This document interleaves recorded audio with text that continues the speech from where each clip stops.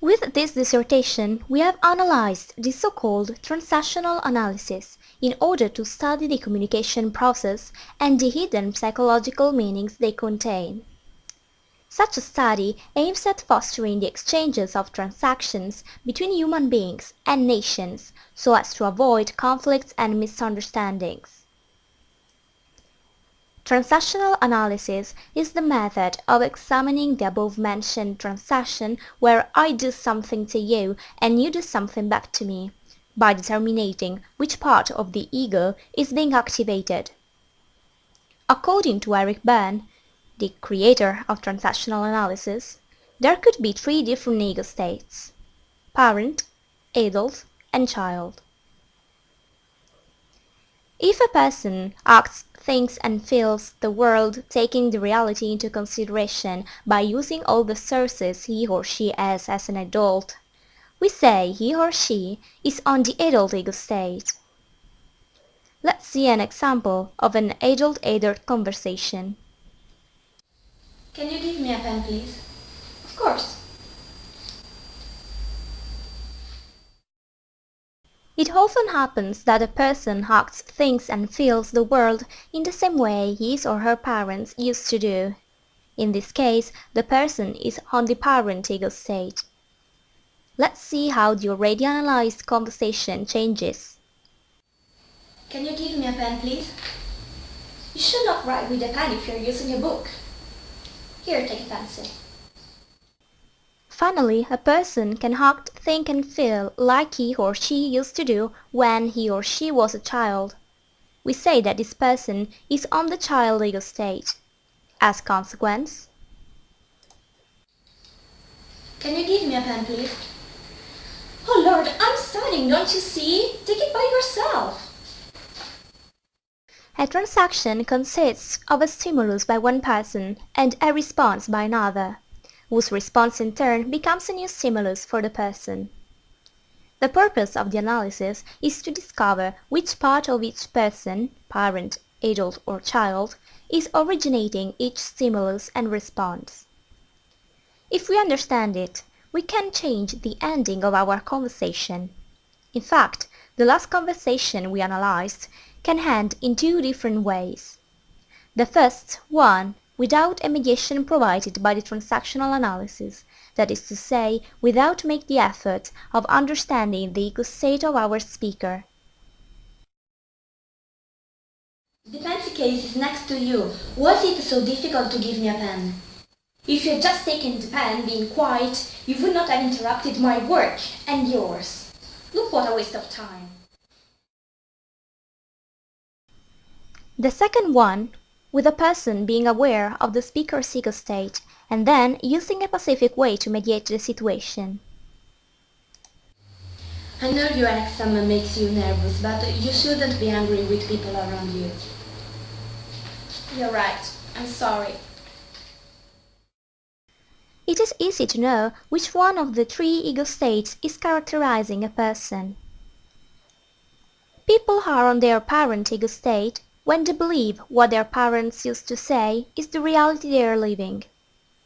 For example, they always say, "The world is a bad place," "Do not trust in people," "Be careful when you drive."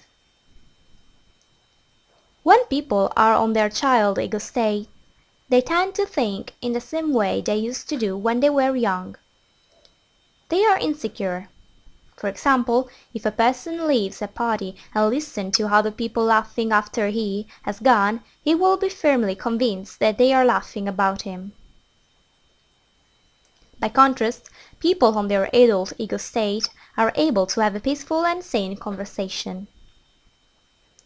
Transactional analysis aims at making people more familiar with their ego state in order to decide which one must be used in the response so that they can be free from the so-called games. Playing a game means saying in which part a person wants to play when he or she is talking in a particular environment. Transactional analysis aims at showing us which part we keep playing so that we can be able to get rid of it. Let's take for instance a play called "Why don't you? Yes but." Subject 1 brings up a problem. The others start to present solutions, each one beginning with, "Why didn't you?"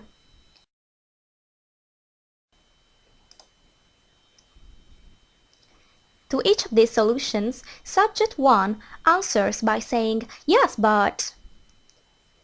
A good player can provide different solutions, but at the end he will give up, since the other speaker turned down every single solution.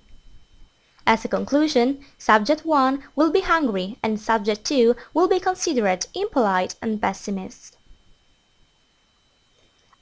Understanding why individuals act as they do can help us understanding why groups of people, such as nations, act as they do.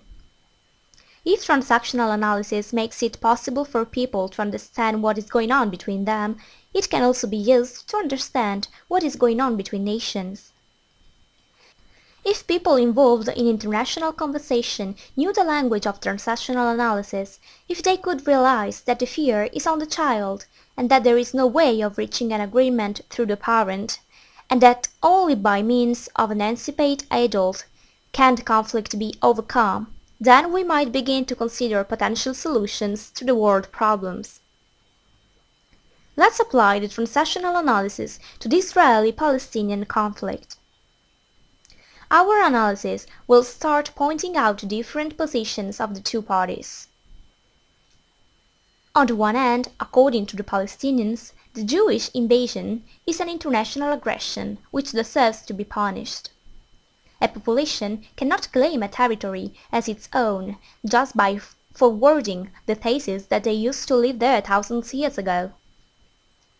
On the other hand, in 1947, the International Commission recognized Israel as a state through a UN resolution. Once we have analyzed the position of the two parties, we need to underline that 50 years ago the UN already proposed a solution to solve the conflict, that is to say, a cohabitation. We cannot stop considering Israel as a state, and at the same time the international law must not underestimate the instability of the Palestinians. Thus a possible solution could be an unvalid division of Israel. Unfortunately, two reasons make this solution impossible. Firstly, Israel does not trust the Palestinian population owing to its connection to Al-Qaeda. Secondly, Palestinians would never be ready to find a compromise, since it would mean that the sacrifices carried out by 3 generations were useless. It is impossible to find a solution to the conflict if the two parties are not ready to find a compromise. The problem is that both the Israelis and the Palestinians are on their child ego state. Both support the position, and no one is ready to change. But, in this case, changing means winning, and in order to better understand winning, the two parties must find their adult ego state. To conclude, transactional analysis can be a successful theory of mediation between people or even between nations.